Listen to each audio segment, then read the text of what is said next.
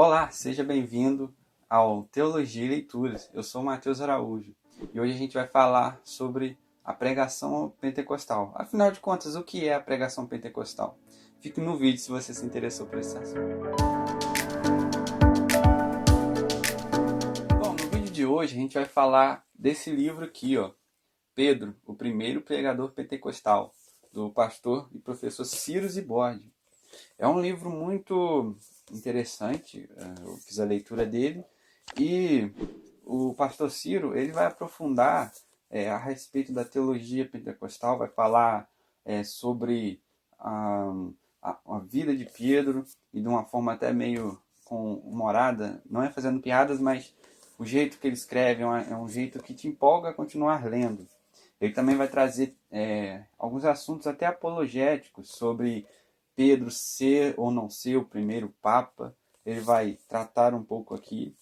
Enfim, para você que é pentecostal, é um livro indispensável para você. E também você que não é pentecostal, é reformado ou de alguma outra linha teológica, alguma outra tradição, para você conhecer também sobre esse assunto que é ser um pregador pentecostal, talvez você não conheça, é interessante você fazer essa leitura. Mas afinal, o que o pastor Ciro Zibordi vai falar propriamente nesse livro? O pastor Ciro Zibordi vai tratar nesse livro que o movimento pentecostal ele não começou somente no século XVIII, século XIX, ali no movimento de santidade e no avivamento da Rua Azusa. Segundo o Ciro Zibordi, o pentecostalismo ele começou já lá no primeiro século, na igreja primitiva, né? Onde Pedro foi o que mais se destacou, pregando pela primeira vez ali aquelas pessoas que estavam ali presentes, né?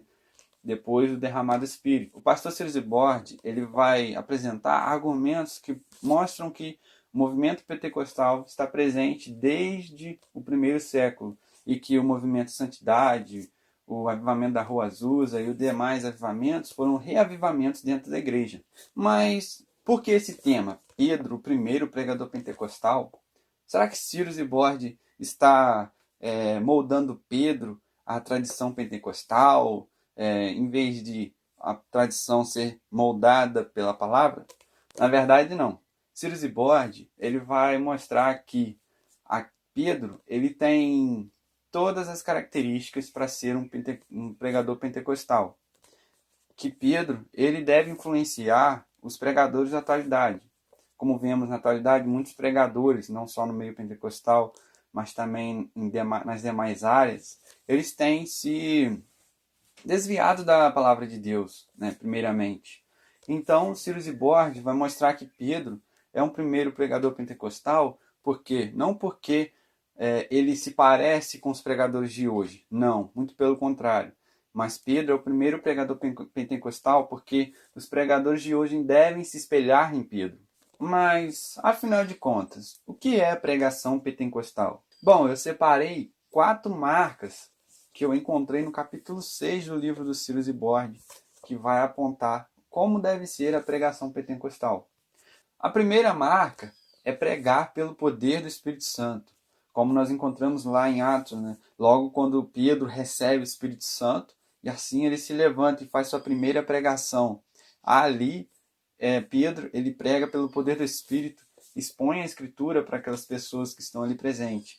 E é isso que o Ciro Zibordi aponta aqui como com mais ênfase. Pedro sendo um dos primeiros pregadores pentecostais. E para isso a segunda marca é a pregação cristocêntrica.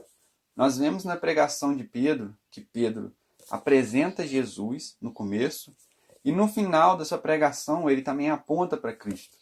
A pregação cristocêntrica deve apresentar Cristo como encarnado, Cristo como um que viveu entre nós, que morreu, mas que ressuscitou. Essa é uma marca principal da pregação pentecostal.